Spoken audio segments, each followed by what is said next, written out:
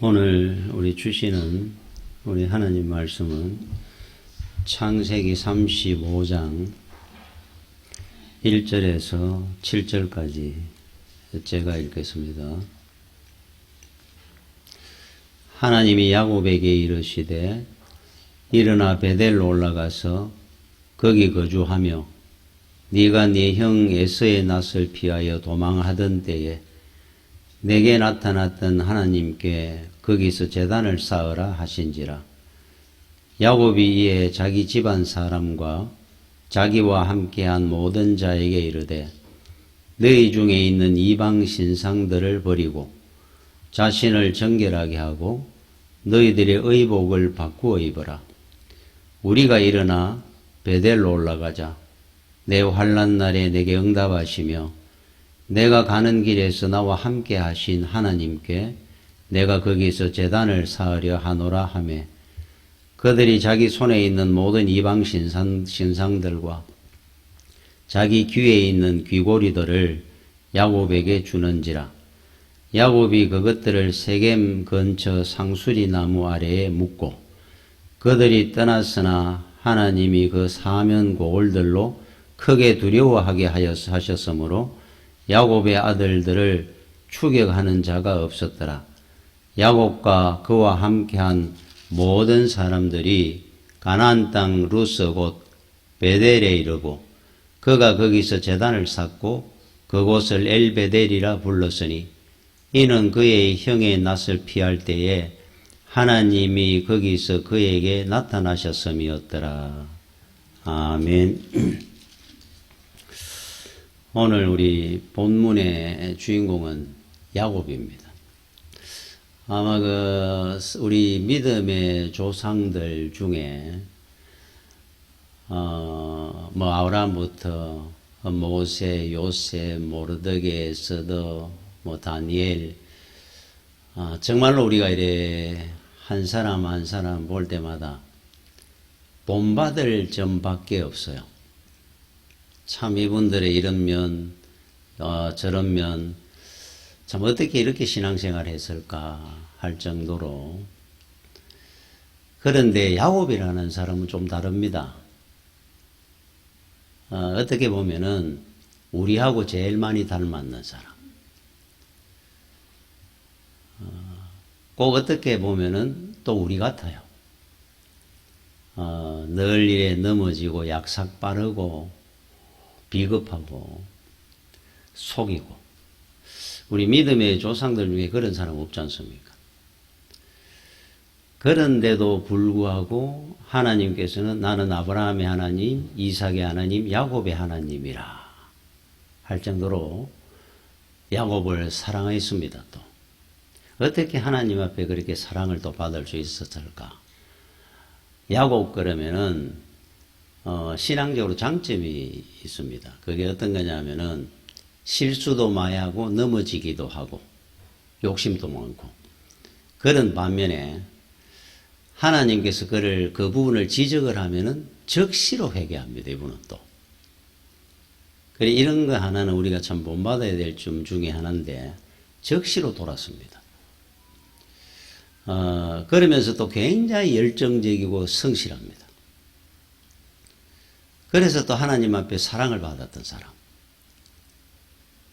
그 반면에 또 어떤 면에는 하나님 앞에 참 맞기도 많이 맞았던 사람.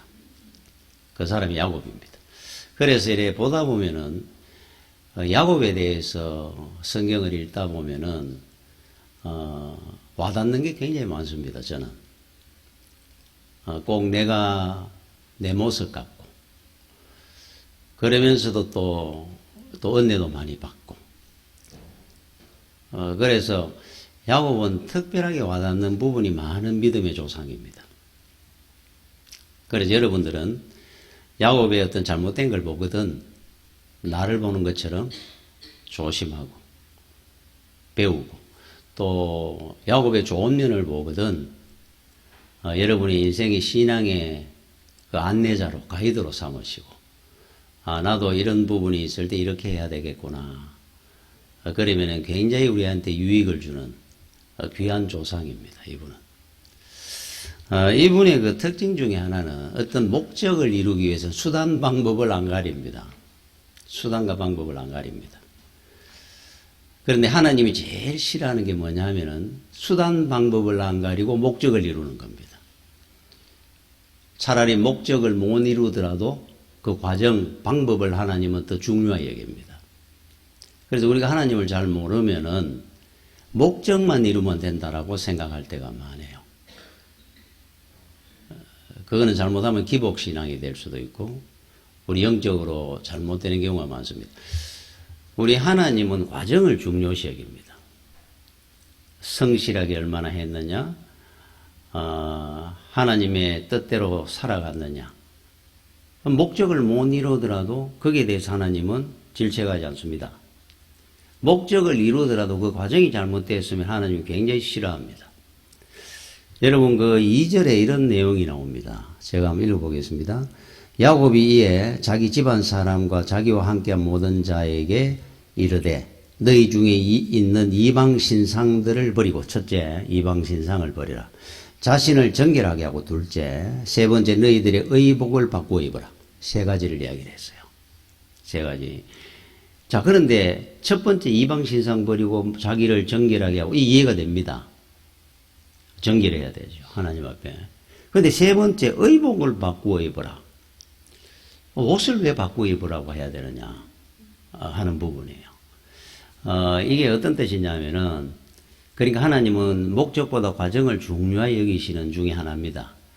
유대인들은 그 옷을 흰 옷 아니면은 검은 옷만 있습니다.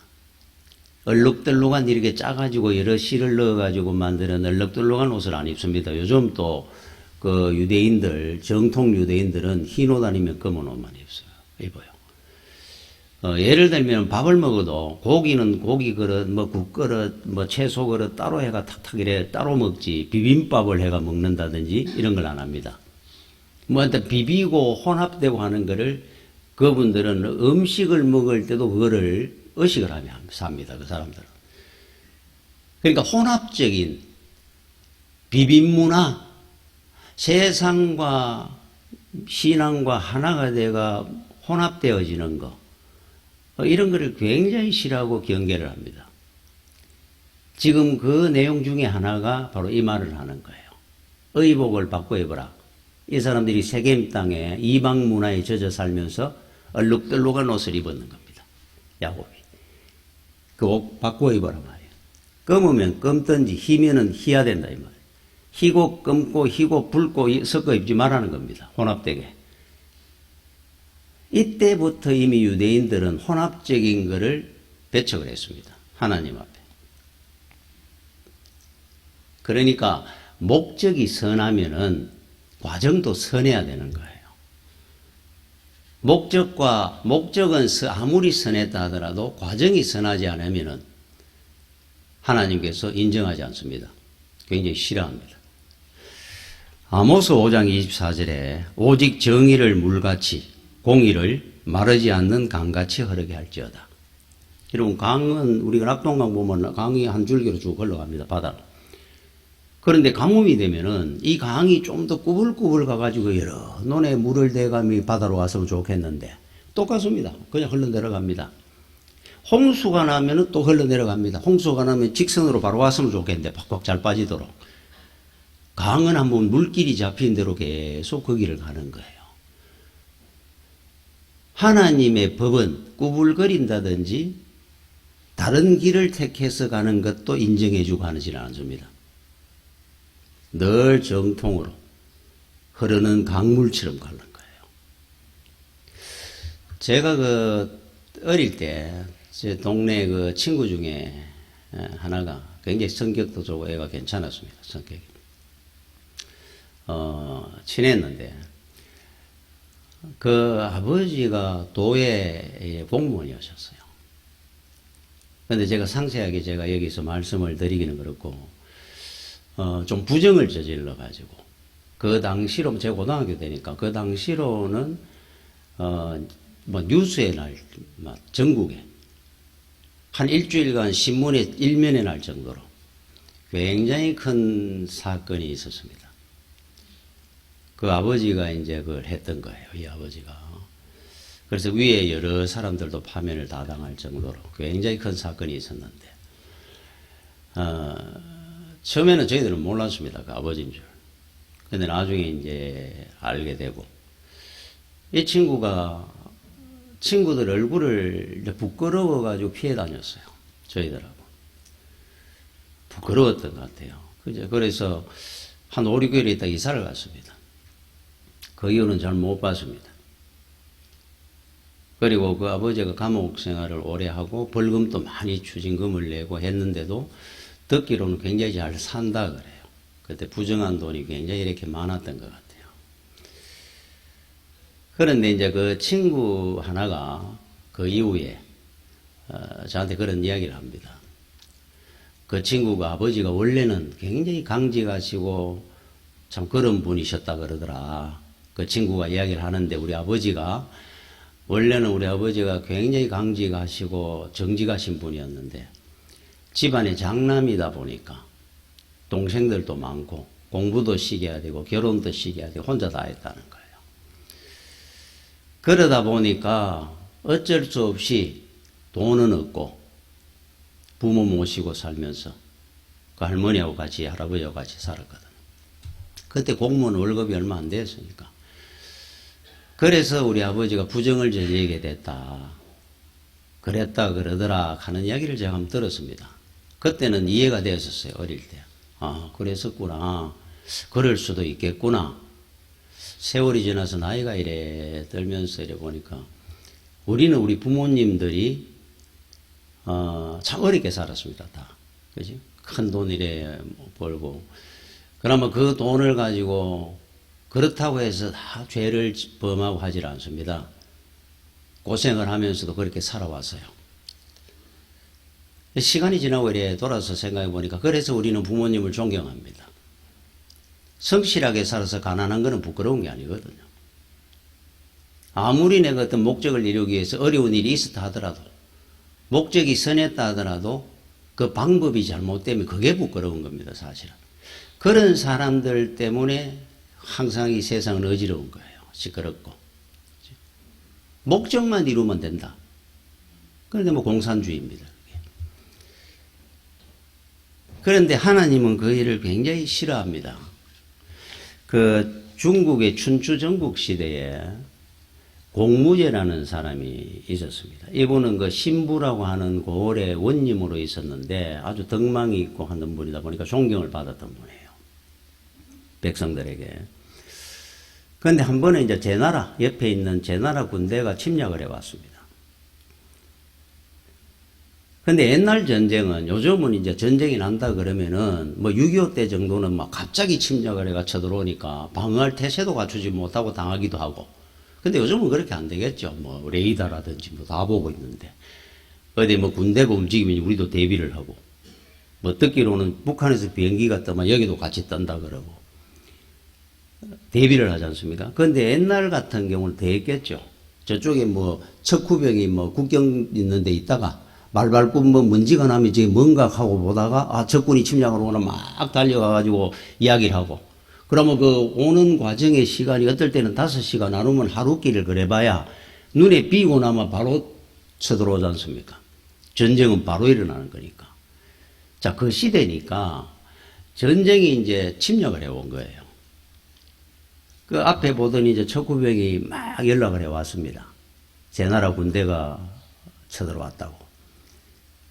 그때 이제 신부라는 이 마을에서 이 공무제라는 이 원님이 쳐들어왔다 그러니까 오늘 밤이면은 내일 아침에 이제 도착을 합니다. 적군이. 그러니까 빨리 성 안으로 다 피신을 해라 그랬어요. 백성들을. 그 밖에 농사 짓고 사업하고 장사하고 하는 사람들 성 안으로 다 들어오라 그러는 겁니다. 그런데 그 시기가 언제냐면 추수기입니다. 그래서 보리가 누러 익어가 있는데 그걸 두고 들어오면은 제나라 군대가 와가지고 다 걷어가 버릴 거잖아요. 그들이 먹고 굴량미로 서기도 할 거고. 그러니까 백성들이 요청을 하는 겁니다. 원님, 이렇게 두고 오느니 지금 바쁘게 도로락하지만 아직 한 5시간, 10시간 시간은 있으니까 그때 뭐 사업을 하는 사람, 뭐 장사하는 사람 따지지 말고 니꺼 내꺼 없이 거둘 수 있는 대로 최대한 거다 들여가지고 갖고 돌아야 될 거 아니냐. 니꺼 내꺼 따지지 말고 누구든지 오면서 막 있거든 막 거다 들이도록 그렇게 하셔야 되지. 이래 두고 나면은 적군이 다 갖고 되면은 적을 이롭게 하는 이런 이적이 어디 있느냐. 그러니까 빨리 명해가지고 그냥 도로라 그러지 말고 곡식을 최대한 걷어들여서 누구나 뭐 니꺼 내꺼 따지지 말고 갖고 도로게 하십시오. 그랬더니만 공무제의 원님이 안 된다는 겁니다. 내가 추수한 내가 그 농사 지은 거를 걷어들이는 거는 몰라도 그래가지고는 내가 한숨밖에 못 지고 왔다. 한가마니 두고 오라는 겁니다. 절대로 손대지 말고 다 돌아라는 겁니다. 그러니까 그 가족이 농사 짓는 거 얼마 가지고 돌아오겠어요? 가지고 돌아본들 그냥 두고 돌아오는 겁니다. 그냥 자기가 농사 안 짓으니까 그냥 손대지 마라 그러니까 그냥 막 전부 피나눠가지고 성 안으로 다 돌아버렸어요. 그냥 누렁이 놔두고 제 나라 군대가 쳐들어왔습니다. 전쟁을 갖다 한 2, 3일 하다가 가면서 다 걷다가 버렸어요. 나중에 이 이야기 왕이 들었습니다. 이적제를 물어가지고 단장 오라 그랬습니다. 공무제를 불러가 왜 그런 짓을 했느냐. 그때 공무제가 이런 말을 했어요. 왕이요. 만약에 지금 전시라고 아니면 비상시국이라고 해서 니꺼 내꺼 없이 남의 것을 막 걷어들이가 지껄을 삼는 것을 버릇을 만들어 놓으면 백성들이 저 버릇을 앞으로 고치려고 그러면 10년이 걸리고 30년이 걸릴지 모릅니다. 그런 의식을 갖고 있는 백성들이 있는 나라는 반드시 망할 겁니다. 적을 이롭게 하자는다 이게 문제가 아니고 남의 것을 내가 손대기 시작을 하면은 비상시국이라고 전시라고 그런 식으로 백성들이 가르치고 배워서는 안 됩니다. 단호하게 이야기를 한 거예요. 왕이 들어보다가 네 말이 맞구나. 전시든 빅사시든 법은 지키고 살아야 되는구나. 남의 것은 절대로 손대지 마라. 상을 후하게 줬다고 그래요. 여러분 목적이고 다른 게 아무리 선하다 할지라도 방법이 올바라야 되는 겁니다. 그런데 야곱은 이 부분이 세상 사람하고 똑같았습니다. 목적을 이루기 위해서 수단 방법을 안 가린 사람 중에 하나가 야곱입니다. 이 사람은.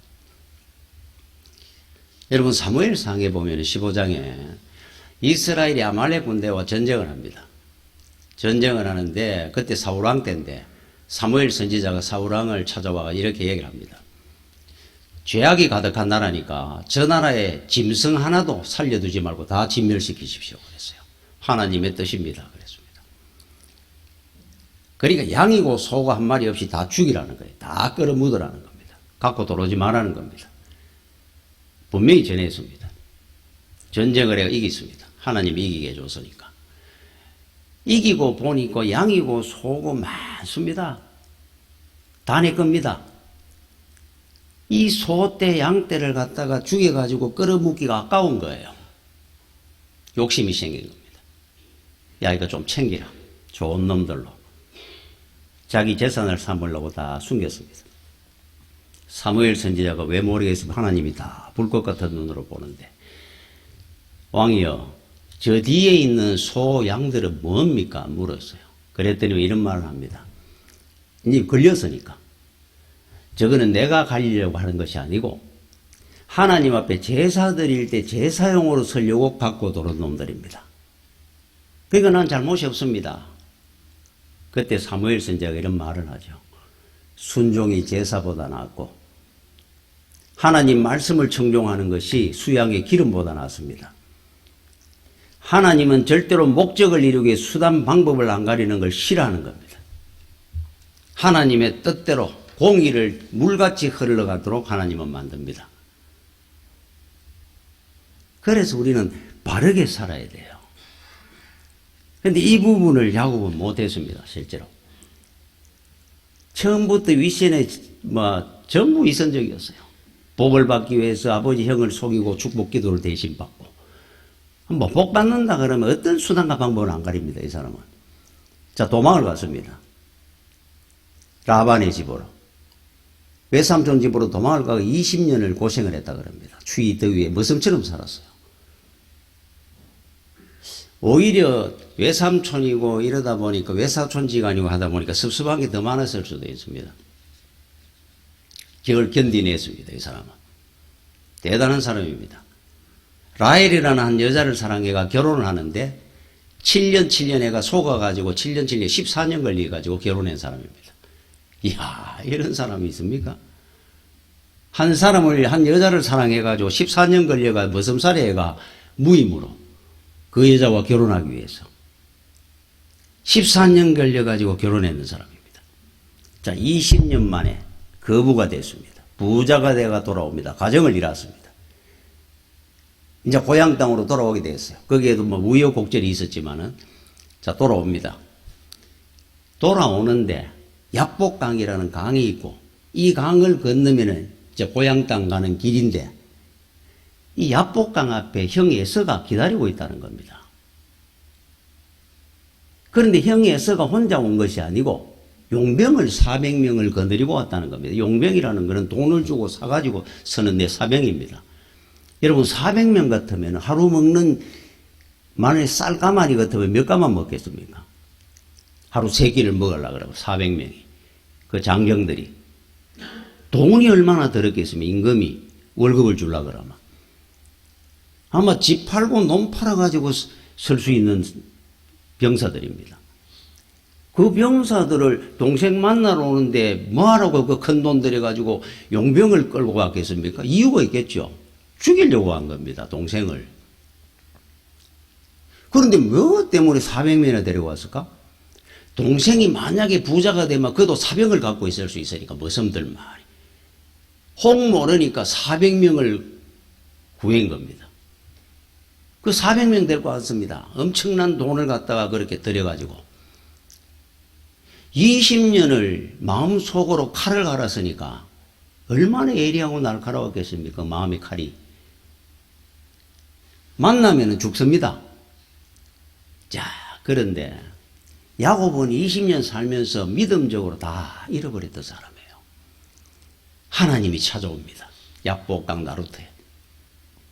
내일이면은 형 에서를 만납니다. 자, 하나님께서 야곱을 지켜주는 장면들을 하나하나 보면은 참 놀랍고 기가 막힙니다. 형 에서를 내일이면 만나는데 죽습니다. 분명히. 자기도 지금 알고 있습니다. 근심을 하고 잠을 못 자고 있는데 하나님이 찾아온 겁니다. 밤새 실험했다 그럽니다. 집어 던지고 일어나고 또 집어 던지고 싸워가면서. 그리고 아침에 떠나가면서 하나님께서 환도뼈, 고관절을 갖다 골절을 시키려고 갔다 그럽니다. 안 그래도 건강해도 지금 도망가든지 싸우든지 하더라도 건강해도 이기기 힘드는데 다리까지 분질러 놨으니까. 아니 도대체 하나님께서 나보고 어떻게 하라고 이렇게 했느냐 원망이 됐을 거예요. 자, 그리고 아침이 됐습니다. 건너갑니다. 에서가 멀리서 지금 보고 있습니다. 말을 타고 군사들을 이끌고 와요. 저쪽에 보니까 터벅거리면서 한 사람이 걸어오는데 다리는 절고 온몸에 흙투성이가 돼가지고 밤새 실험하도 옷은 다 헤어지고 너덜너덜거리면서 하나가 오는데 보니까 동생입니다. 에서가 생각할 때 내 대신 축복 기도를 받고 복을 많이 받고 부자가 돼가지고 비단 옷을 입고 번들거리며 말을 타고 오는 줄 알았는데 그랬더라면 에서가 어떻게 생각했겠습니까? 나는 이렇게 힘들고 어렵게 사는 동안 니는 복받아 잘 살았구나. 용서했겠습니까? 보니까 죽을 곳에 거지도 상거지가 하나 걸어옵니다. 에서가 마음이 다 풀려버린 거예요. 참, 네가 그 복 받고 갔는 주가 잘 사는 줄 알았더니만은 니는 정말 내보다 더 많이 고생하고 살았었구나. 끌어안습니다. 눈물을 흘리며 상봉을 합니다. 해결이 됐습니다.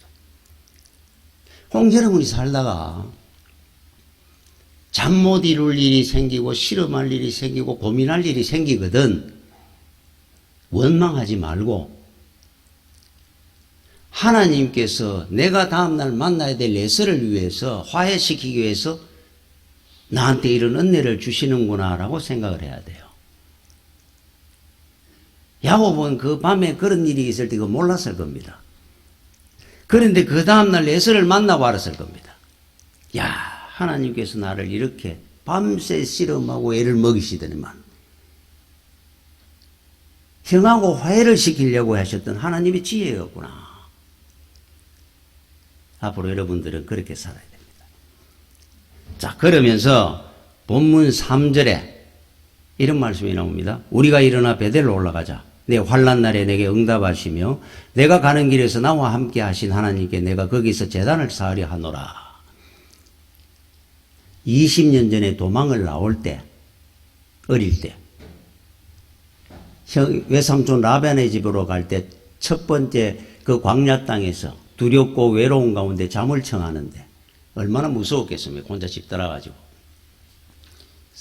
잠을 청할 때 그때 하나님 앞에 서원을 합니다. 야곱이 20년 전에 하나님 제가 살아서 이쪽으로 다시 돌아오게만 해주신다면 내 평생 하나님을 잘 섬기고 여기서 제단을 쌓고 하나님 앞에 10의 1조를 반드시 드리겠습니다. 이 서원을 했거든요. 그런데 여러분들이 꼭 알아야 될 중에 하나 있어요. 우리는 하나님 앞에 여러분이 서원이라 그래가 대단히 거창한 것이 서원이 아니고 매년 새로 시작할 때라든지 뭘 할 때 여러분이 결단하는 것들이 있습니다. 여러분 올 한해는 제가 주일 성수 꼭 하겠습니다. 어느 말씀을 반드시 내가 순종하고 살겠습니다. 여러분이 결단하잖아요. 그런데 여러분들은 그렇게 해놓고 작심삼일이라 그래가 한 달 안 가고 2달 안 가고 잊어버리죠. 그런 일들이 많아지 않습니까? 그런데 문제가 뭐냐면 하나님은 절대로 안 잊습니다. 하나님은 안 잊어요. 보고 있습니다. 자, 이게 문제입니다. 야곱은 잊어버린 겁니다. 20년 전에 서원한 거를 하나님은 안 잊고 계시는 거예요. 반드시 그거를 하나님은 물으실 때가 옵니다. 그 일로 말미암아 문제가 생길 때가 와요. 그래서 우리가 제일 중요하게 여겨야 될 중에 뭐냐? 여러분 영적으로 살아있는 겁니다. 여러분들이 하나님 앞에 약속한 것이 있으면 작은 거든 큰 거든 기억하고 반드시 지켜야 됩니다.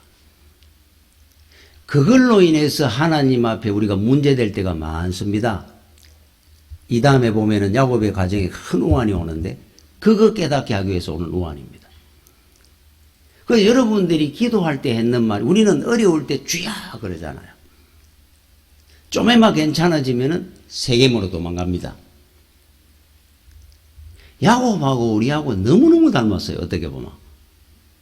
그런데 하나님은 반드시 불러냅니다. 베델로. 베델 하면 하나님의 집 하는 뜻이거든. 네가 내하고 약속을 했지 않느냐. 야곱은 잊어버렸는데 하나님은 안 잊어버린 거예요. 여러분 세상에 제일 중요한 게 뭔 줄 압니까? 요즘 사람들은 건강이라 생각합니다. 시간과 모든 것들을 돈을 좀 많이 투자합니다. 건강을 위해서. 그러나 제일 중요한 것은 사실은 영적 건강입니다. 여러분 요한 3서 2절에 사랑하는 자여 내 영혼이 잘됨 같이 네가 범사에 잘되고 강건하기를 내가 강구하노라. 영혼이 잘돼야 우리가 범사의 모든 일들이 형통하고 강건해진다. 이 조영희 목사님이 삼박자 구원, 삼박자 축복 그러다가 이 기복신화이라고 욕을 많이 먹었는 구절입니다. 그러나 우리가 하나 알아야 될 것은 이건 분명합니다. 여러분이 영혼이 잘 돼야 돼요. 영적인 것이 먼저입니다. 건강이. 그러면 나머지는 따라온다는 뜻이에요. 나머지 모든 범사에 하는 일들이 우리 모든 강건함이 그죠? 그래서 제일 중요한 거는 여러분이 꼭 기억하면 영적 건강은 어떻게 오는 겁니까? 세상의 것을 잘 먹고 잘 살아오는 것이 아니고 하나님 말씀을 먹으면서 오는 것이 영적 건강입니다. 여러분 마태복음 13장에 보면은 가라지 비유라는 것이 나와요. 가라지. 이 가라지는 그런데 여러분 인생의 밭에 가라지를 뿌린다는 겁니다. 누가 뿌린다는 겁니까? 마태복음 13장 39절에 가라지를 뿌리는 원수는 마귀요 추수 때는 세상 것이요 추수꾼은 천사들이라 그랬어요. 가라지는 마귀가 뿌린답니다. 우리 인생의 밭이 있습니다. 사람마다. 그 밭에다가 우리는 좋은 걸 뿌려가지고 좋은 것을 열매를 거두기를 원합니다. 그리고 우리 열심히 살잖아요. 그런데 우리 모르게 원수가 마귀가 와가 가라지를 뿌려놓는다. 이 가라지 때문에 인생이 안 되는 겁니다. 불행해지고. 성령의 열매는 온유함이요, 절제함이요, 감사함이요, 기쁨이요, 용서함이요, 사랑함이요. 여러분 이거 해가 불행해지는 사람 봤습니까? 마귀는 미워하는 거고 다투는 것이고 의심하는 것이고 악한 생각을 주는 것이고 그래서 가라지 때문에 인생은 불행해지는 거예요. 이걸 누가 한다는 겁니까? 마귀가 하는 겁니다. 이거를 우리가 안 겪고 이기려고 그러면 영적으로 여러분이 성령 안에서 충만하게 살아야 돼요. 마귀가 가라지를 몸부리도록 감사와 기쁨과 은혜가 충만하도록. 여러분 마귀의 지혜라는 것이 있습니다. 마귀가 갖고 있는 무기 중에 하나입니다. 우리 귀신같이 안다 그러죠. 이게 마귀가 갖고 있는 지식 중에 하나입니다. 그런데 마귀는 알기는 아는데 그 사람 인격을 파괴할 때 씁니다. 가정을 파괴할 때 씁니다. 사람들을 모욕할 때 씁니다. 그래서 그 사람을 시험케 하고 더럽게 만듭니다. 성령은 우리를 변화시킵니다. 신앙을 갖다가 북돋아주고 용기를 주게 하고 이게 다릅니다. 성령이 우리한테 오셔가 역사하는데 우리가 가정이 파괴되고 사람들한테 인격의 모욕을 당하고 그런 일 없습니다. 마귀는 알긴 아는데 사람 인격을 모욕합니다. 어느 목사님 아들이 이분이 목사 아들로 사람이 신앙이 없었어요. 그래서 회사 다니고 일을 하면서 술도 먹고 다른 사람들한테 예수 믿는 표도 안 내고 살았습니다. 세상 사람은 똑같이 살았어요. 목사 아들인데도. 한 번은 그 고깃집에 일하는 동료들하고 같이 이제 식사도 하고 거기서 술도 먹고 회식하듯이 직장인들하고. 그런데 한 여자분이 식사를 하고 나가면서 서더니만 그러더라 그럽니다. 손가락질 하면서 잘한다. 목사들이 돼가 술이나 처먹고. 깜짝 놀란 거예요. 아무도 모르는데 진짜 귀신같이 알잖아요. 그 대신에 얼굴을 못 들도록 만듭니다. 사람을. 이게 마귀가 하는 겁니다. 마귀는 모든 것들을 비정상적으로 합니다. 그래서 우리 인생이 불행해지는 거예요. 여러분이 성령 충만하고 영적 건강을 갖고 강건해져야 되는 이유가 가라지 몸 뿌리도록 만들어야 됩니다. 제가 아는 분 중에 그 한 분이 서울에 있을 때 그 아들이 그러니까 귀신 들린 겁니다. 그 2년 동안을 그때 한 나이가 20살쯤 됐는데 바깥에를 한 번도 안 나갑니다. 방에만 있습니다. 씻지도 안 합니다. 냄새가 나가 들어가지를 못할 정도입니다. 2년을. 말도 안 합니다. 부모님이 아버지가 들어가서 너 왜 이러냐 하고 문을 들어가면 막 소리를 지르고 거품을 흘리고 뒹굽니다. 뭐 이기지를 못합니다. 그러니까 사람들한테 부끄러워 이야기도 안 했어요, 이분이. 뭐 어디 병원에 갈 수도 없고. 그러다가 하루는 일어나더니만 아침부터 깨끗하게 샤워도 하고 씻더라고 그래요. 그러더니만은 니 오늘 웬일이냐 그러니까 친구 만나러 간다고. 그래서 니 친구가 누가 있는데 언제 연락이 왔는데 그때 휴대폰 있을 때도 아닌데 어떻게 연락을 받았는데 그러니까 어제 내가 전화했다는 겁니다. 전화를 했더니 오늘 나오라 그런다는 거예요. 그래서 친구 만나고 올게. 야, 제가 이제 나았구나. 이제 괜찮아진 모양이다 싶었다 그래요. 아이고 그러냐고. 그래서 용돈도 주고 하니까 돈도 필요 없다 그러더라고요. 그 친구가 다 사준다는 거예요. 그래도 네가 가가지고 너도 사주고 그래라 그러니까 아까지 안 받더라 그래요. 그리고 나왔습니다. 아침에. 나중에 오후에 연락이 왔는데 천호대교에서 뛰내려버렸어요. 그 일이 있고 난 뒤에 저는 저한테 이야기를 하더라고요. 친구가 부른다 그러면 나갔는데 천호대교에서 뛰내려버리더라. 카밀이 우시더라고요. 여러분 가라지 몸 뿌리도록 만들어야 됩니다. 가라지가 내 자식을 빼앗아갑니다. 내 가정의 행복을 빼앗아갑니다. 여러분이 믿음 안에 충실하게 살아야 될 이유입니다. 오늘 여기 베델의 서원을 잊어버리고 사니까 야곱의 가정에 큰 오한이 왔습니다. 외동딸 디나가 세겜의 추장아들한테 폭행을 당한 일이 생겼어요. 거기에 복수를 한다고 야곱의 아들이 시몬하고 레위가 중심이 돼가지고 그 베델의 청년들을 죽입니다. 복수를 해가지고. 그들 부족들이 쳐들어와가 죽을까봐 야곱이 도망을 가는 내용입니다. 그때 하나님이 등장을 합니다.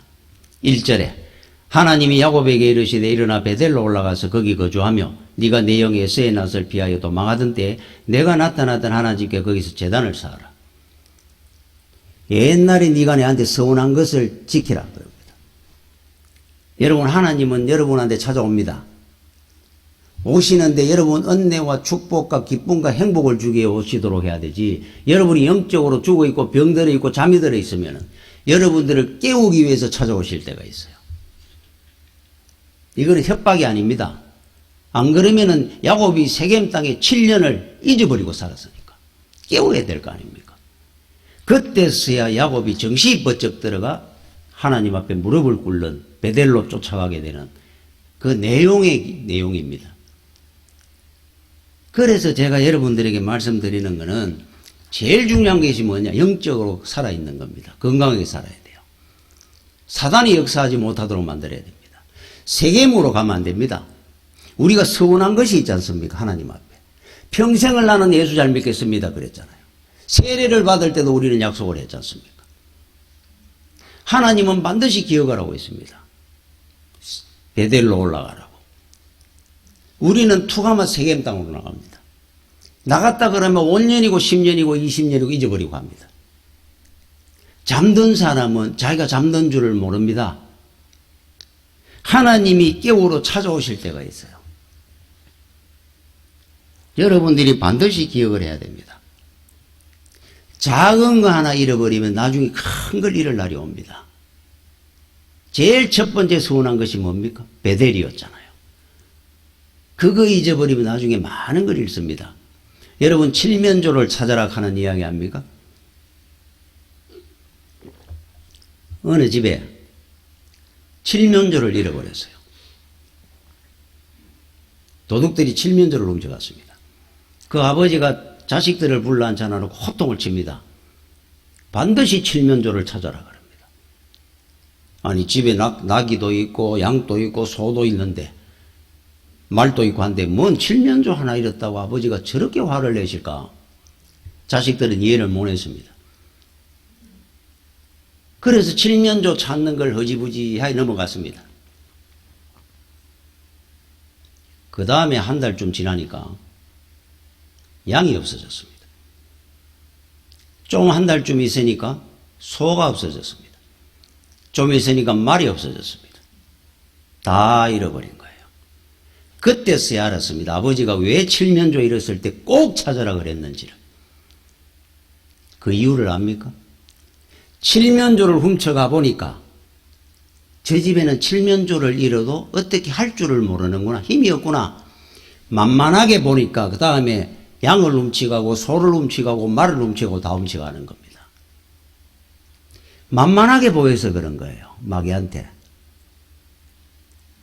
칠면조를 잃었을 때 반드시 찾아야 되는 겁니다. 두 번 다시 열심히 못 하도록. 아, 저 집에는 칠면조 훔쳐갔다 난리가 나는구나.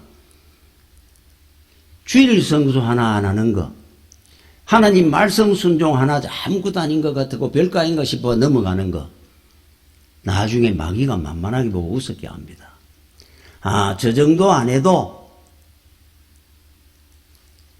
저는 별거 아닌 것처럼 생각하는구나, 저 사람은, 저 집사는.